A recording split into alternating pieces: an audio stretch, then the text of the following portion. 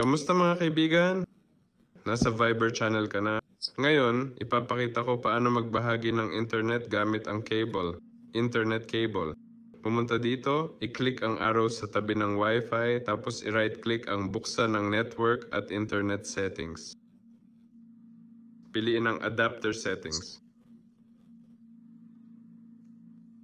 Ayun, makikita mo dito ang internet at Wi-Fi. Pindutin ang control at piliin ang dalawang Wi-Fi.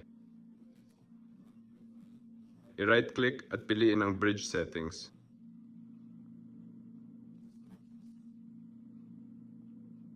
Ayun, nagawa na natin ang network bridge.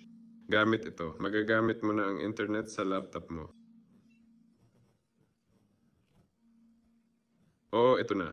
Ikabit ang cable sa kabilang computer at magkakaroon na kayo ng internet sa parehong device. Kasama nyo si Viber. Paalam sa inyong lahat.